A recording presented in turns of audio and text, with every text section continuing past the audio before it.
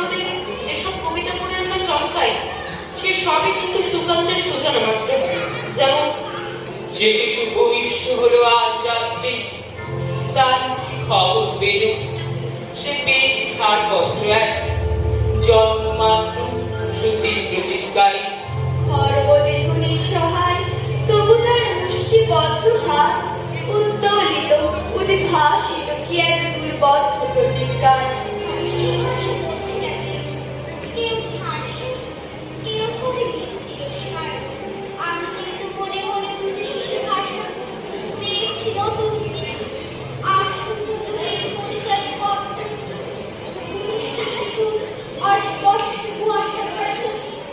এসেছে নতুন শিশু, তাকে ছেড়ে দিতে হবে স্থান। জীর্ণ পৃথিবীতে ব্যর্থ মৃত আর ধ্বংসস্তূপ পিঠে চলে যেতে হবে আমাদের।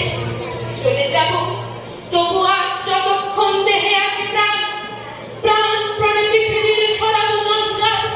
এ বিশ্বকে এ শিশুর বাসযোগ্য করে যাব আমি। নবজাতকের কাছে এ আমার দৃঢ় অঙ্গীকার। অবশেষে সব কাজ সেরে আমার দেহের রক্তে নতুন শিশুকে করে যাব আশীর্বাদ। তারপর হব ইতিহাস। কারা যেন আজ হাতে খুলেছে নিয়েছে কি, বেছিরে আমরানি বক্রতাই করে মিছিল। দুঃখযুগের ধারায় ধারায় যারা আনে প্রাণ, যারা পাহারায়, তারাই হরিয়ে তুলেছে সারায় হৃদয়কে। তারাই এসেছে মিছিলে, আজকে চলে মিছিল। এদের মুক্ত গোমরার সাথে চলেছে কিছু, তাই তো দগ্ধ বন্ধুত্ব পথবাহী।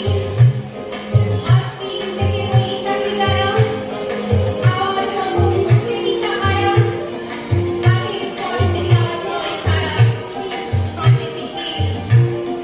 তারা এলো আজ হাসিমার নদী চলে মিছিল।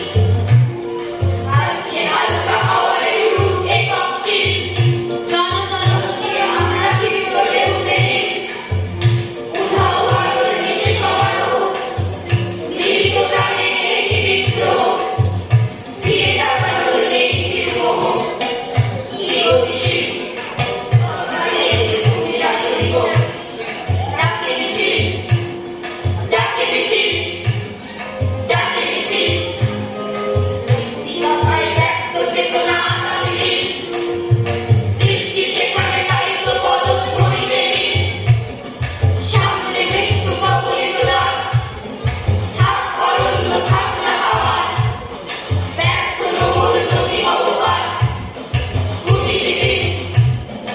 আমরা এসেছি মিছিলে, গর্জে ওঠে মিছিল, গর্জে ওঠে মিছিল, গর্জে ওঠে মিছিল।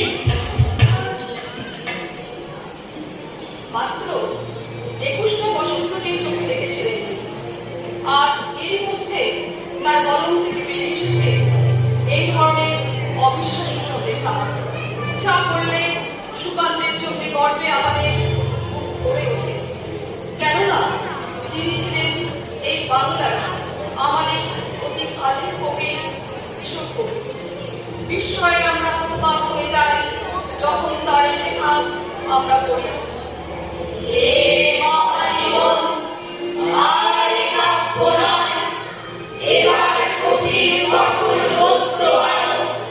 পদদারিত্ব সংজ্ঞার মুছে দাও, গদ্যের করা হাতুড়িতে আজ আনো।